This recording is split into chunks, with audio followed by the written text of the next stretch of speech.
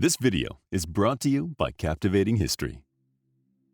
The moon was rising over Boston Harbor that fateful night of April 18, 1775, when Paul Revere climbed into a small boat and rowed across the Charles River.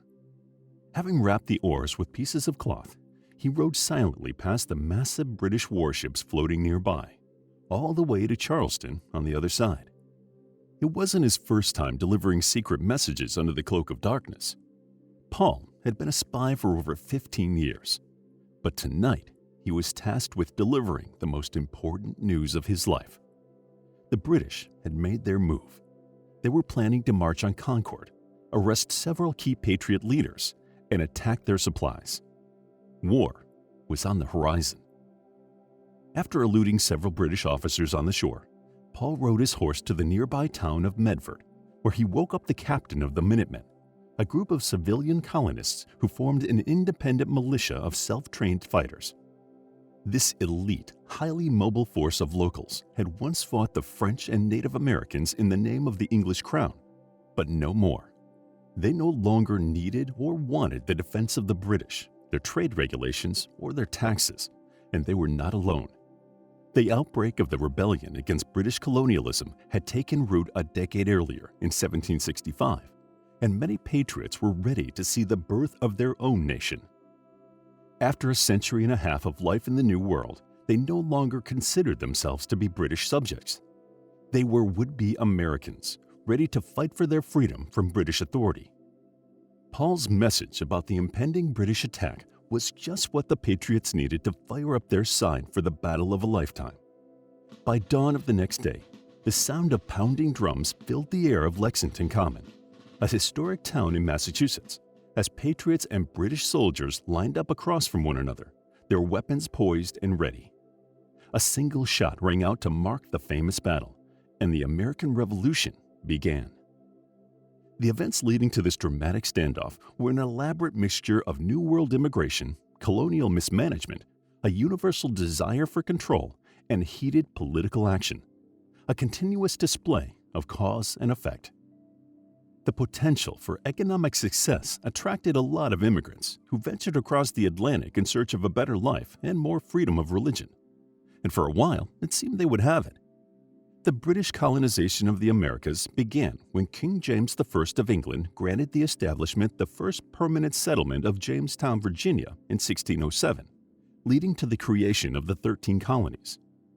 Under an arrangement known as salutary neglect, the British Crown allowed the colonists to govern themselves, so long as they continued to pay taxes to the British state. These colonies were founded as British possessions in the Americas, displacing Native Americans and subjecting civilians to a policy known as mercantilism. This important word points directly to the root cause of the Revolutionary War. As an economic policy designed to promote exports into the Americas, mercantilism allowed the central government of Britain to extract money from its colonies in America for its own economic benefit. In other words, it promoted rule over other people and countries through the exertion of power, force, and economic influence. This plan seemed to work for a while, until the 13 colonies had to face the aggression of the French and Indian War. Also known as the 7 Years' War, 1756 to 1763, this conflict saw British, French, and Native American forces battling each other for control of the land. In a moment of unity, the British empowered their colonists to fight for their new nation, promising them the right to expand westward when the war was won. Although France was eventually defeated, the British Crown still feared native aggression against the pioneers traveling west and went back on their word by prohibiting the expansion they once promised. This decision left both the colonists and the monarchy in a bad way. Having spent vast resources to win the war, the king now needed money to develop and defend his new territory. To aid financial recovery from the 7 Years' War, the British Parliament passed the Stamp Act, imposing a direct tax on all legal documents and printed materials used in the colonies. This is where the roots of colonial resistance took off. Not only did the pioneers see the decision to prohibit westward expansion as a betrayal, but they felt the Stamp Act was just the beginning of something more radical, perhaps just part of a gradual plot to dislodge their remaining freedoms permanently. And after witnessing firsthand the threat of French armies, The American colonists also recognized the new threat posed by their British overlords, a yoke of control they came to see as oppressive and dangerous. Under the growing pressures of mercantilism, the British viewed its colonies as a great way to earn money. They pushed exported goods into the colonies to generate cash to expand the British Empire. The British essentially controlled the way the colonies spent their money by restricting their options, putting limits on production, controlling their trade, and importantly, placing taxes called duties on those imported items. As a result, colonists could only purchase British goods instead of items from other European countries. These limitations began to wear on the colonists, who felt these restrictions infringed on their personal freedoms, especially when they were taxed without consent. The idea of taxation without representation, which essentially forced colonists to pay duties to the British with no real say in their policies abroad, felt a lot like tyranny. This perception of taxation without representation led to a series of new protests throughout the 13 colonies, characterized by an unprecedented opposition to British rule. The more Parliament pushed the Stamp Act forward, the more colonists revolted, sometimes crowding the streets in angry mobs, shouting and picketing with signs. "Give me liberty or give me death" is a famous slogan emerging from this period of rebellion. Mobs in seaport towns scared off arriving ships with stamp papers from England, essentially making it impossible for the Crown to put their most significant tax act into effect. Finally, Parliament repealed the Stamp Act in 1766, but the damage was already done. Colonial resistance continued to fester and grow for the next several years, leading to the Boston Massacre of 1770, a street brawl gone awry. But the rebellion reached a serious apex on the night of December 16, 1773. 3 huge ships laden with crates of tea arrived in Boston Harbor, ready to be sold and taxed to the unwilling colonies. The Sons of Liberty, a colonial society comprised of tradesmen, business leaders, and common laborers, demanded the tea go back to England, but the governor of Massachusetts denied their request. In response, a few patriot leaders from Massachusetts staged a protest against the British Parliament's Tea Act of 1773, a bill intended to undercut all other distributors and create a monopoly. Disguised as Mohawk Indians, some members of the Sons of Liberty climbed aboard the 3 British ships, dumping around 340 crates of tea into the harbor, or some 90,000 pounds. Celebrated in the press as the Boston Tea Party, this act of defiance infuriated British Parliament, who resented the loss of their property valued at about $18,000.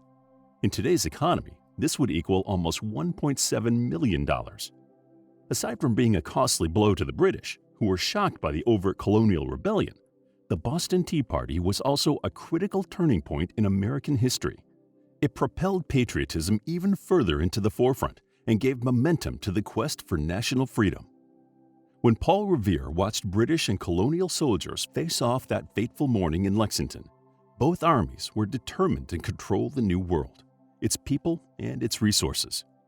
Although the British Army was well equipped and experienced, they were several thousand miles from their own shores, making supplies and communication a challenge.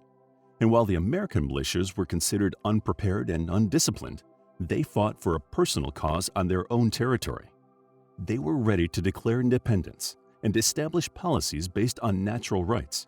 And by April of 1775, the year these two armies finally clashed in an epic battle for control, colonial legislature within the 13 colonies had begun to seek a confederation of unity among Americans and a departure from relations with the British monarchy. What happened next sits at the heart of the American Revolution. At dawn, some 700 British troops faced off with about 77 militiamen gathered on Lexington Green. The shot that rang out led to a skirmish as the British shouted, "Throw down your arms, ye villains!" The militiamen may have been outnumbered and overrun that day, but the battle was far from over. When the smoke cleared, the British marched to nearby Concord in search of military caches. Instead, they found 2,000 militiamen, many of whom were Minutemen, firing at them from behind trees, stone walls, and farmhouses. This was the beginning of American independence, as the colonists proved their mettle against one of the most powerful armies in the world. By the following summer, full-scale war had erupted, paving the way for a new nation of citizens dedicated to one common principle: life, liberty, and the pursuit of happiness. To learn more about the American Revolution, check out our book, The American Revolution, a captivating guide to the American Revolutionary War and the United States of America's struggle for independence from Great Britain. It's available as an ebook, paperback, and audiobook. Also, grab your free mythology bundle ebook for free while still available. All links are in the description. If you enjoyed the video, please hit the like button and subscribe for more videos like this.